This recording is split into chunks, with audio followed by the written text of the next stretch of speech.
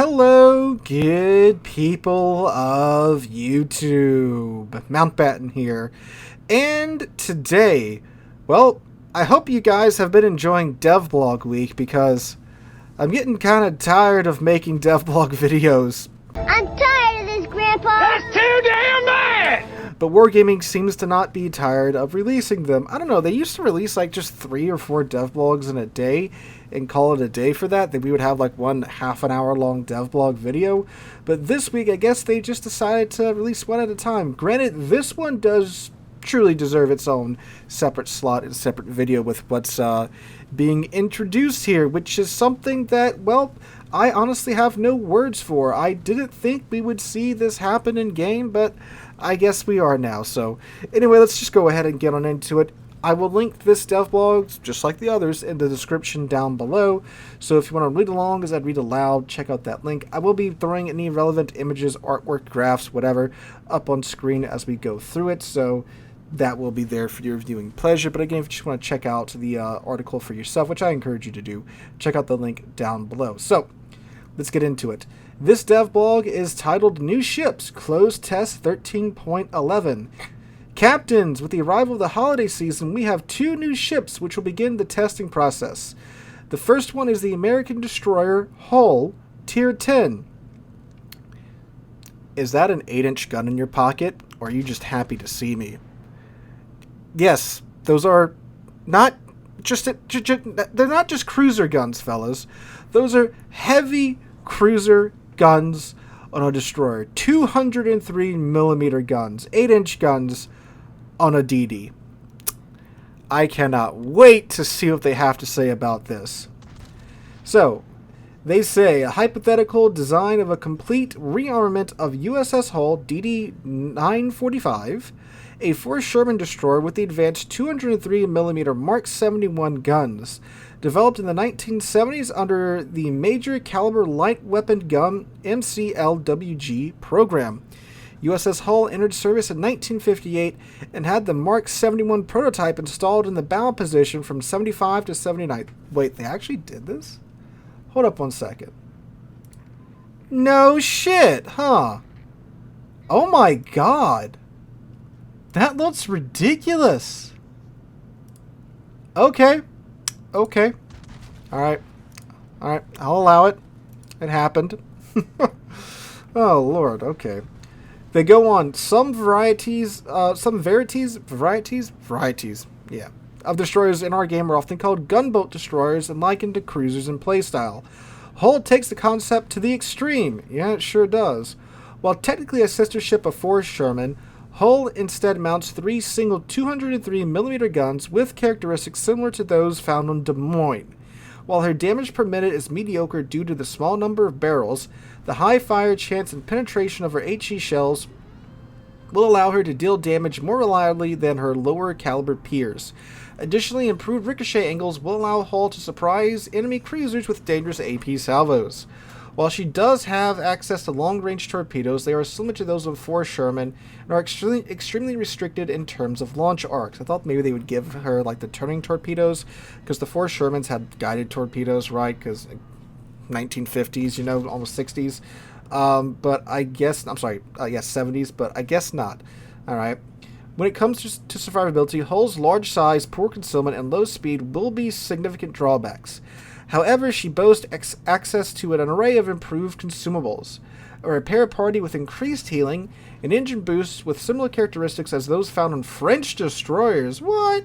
And an improved DFAA, similar to those found on other American destroyers, will help make up for her other shortcomings. In battle, Hull acts as a formidable second-line destroyer. While she will perform poorly in the role of directly contesting capture points in enemy destroyers, her main battery poses a significant threat to enemy ships similar to Elbing. Hull will perform best when firing AP into the broadsides of unsuspecting enemies.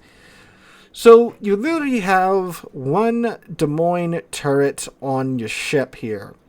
Like, because you have Des Moines, three guns in one turret. You have one Des Moines turret on a destroyer is basically what you're getting here from what I'm seeing.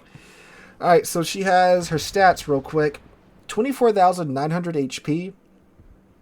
Her 203mm guns, sounds so weird talking like this about a destroyer, have a 12.3 kilometer range.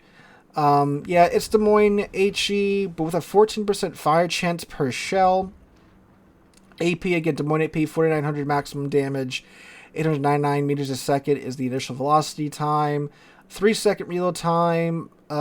Dispersion of 107 meters. And a sigma of 2.0. Okay. I mean, yeah, let's see her consumables. Damage con, 5-second runtime, 40-second reload time. Specialized repair teams, 20-second runtime.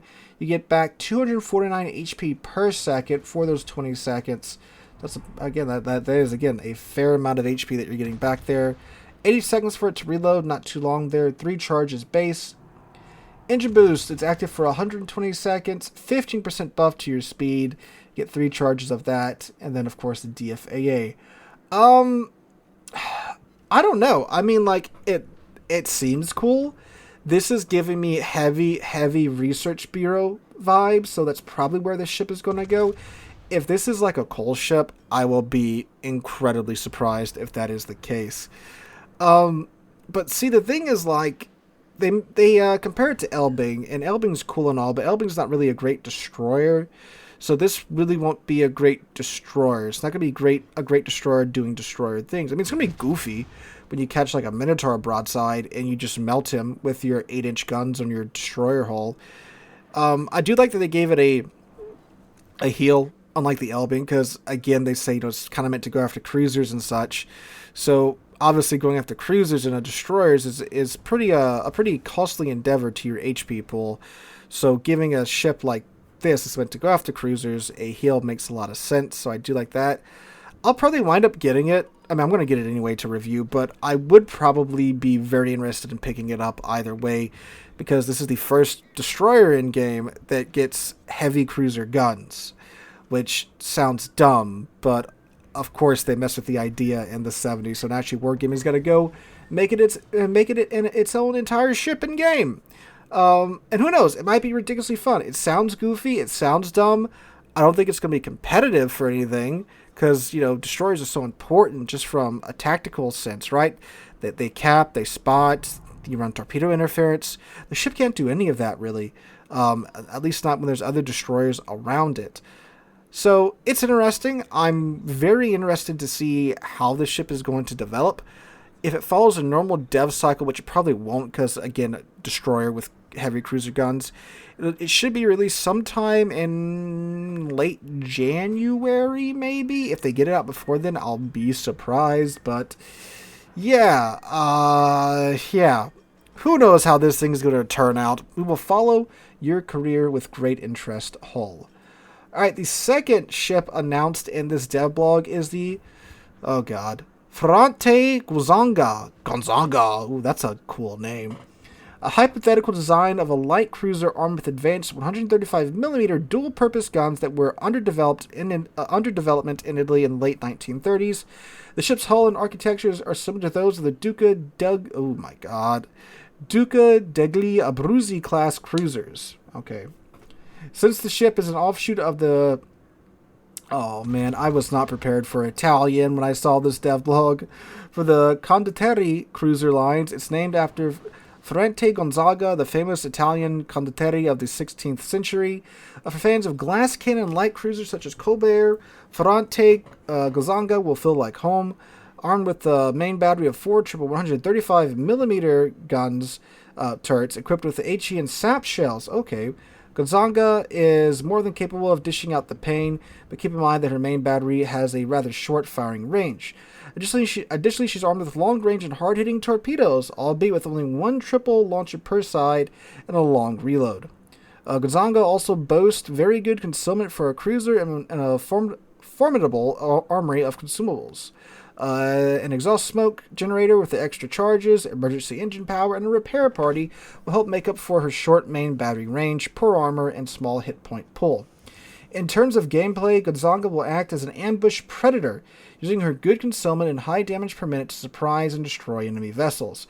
After launching an attack, exhaust smoke generator and emergency engine power will allow her to make a quick escape and fade back into safe waters. Beware of your consumable cooldowns and be cautious of enemy destroyers. If held spotted with no tools available, Ferrante will be sent to the bottom by enemy ships. So, Italian small lengths, kinda, sorta. So you get 4 turrets, 3 guns per turret. Let's see. Yeah, 4x3 135mm guns, 13.4 kilometer range. HE and SAP, I mean, SAP, you know, that's great. You get 38mm of SAP pin with a shell alpha damage of 3050. 875 meters of second velocity for the SAP shells. 2.05 sigma. Maximum dispersion of 125 meters. What's the reload time? I think I just zipped on by that. 8.5 seconds. Ooh, that's kind of long for a light cruiser. Granted, 12 guns. With adrenaline rush, it'll get down. Of course, you can, you know, fit the module and such too. Although 13.5 kilometer range, that's, oh man, you are going to have to kind of take the range mod there, really. Unless you just fully commit to the close and ninja cruiser going after destroyers, sure. Okay, the torpedoes though, 2x3 of the 533mm torps. Ooh, 20,000 alpha damage, 20,433. 10 kilometer range. They said they were long range torps, didn't they? Long range torpedoes. 10 kilometers isn't really long range. Like 13, yeah. I mean, it's longer range, but I wouldn't really call it long range to get to like 13, 14, 15 kilometers. So that's not what I was expecting. But I mean, hey, the 20k alpha, I mean, that is still quite good. So there's that. So yeah, that is the Gonzaga, however you say that. I probably murdered that. I'm sorry, Italian people, don't have the mob come and kill me. But anyway, guys, those are the 2 new ships announced in this devlog. Obviously, I'm more interested in the Hull than I am the Gonzaga. Hull is just someone's, you know, fever dream of a ship, cocaine-fueled fever dream of a ship. And I'm kind of here for it. I'm really interested to see how the hell it's going to work in game, but who knows? Sometimes these weird and wonky and wacky ships are the ships that the game needs, right? So we'll see what happens with it. Let me know what you guys think in the comments down below about these 2 ships. Are you excited for them, or do you think they're just dumb? Let me know all that jazz in the comments down below. Hope you guys have a wonderful Saturday and wonderful weekend. I hope to catch you guys in the next one.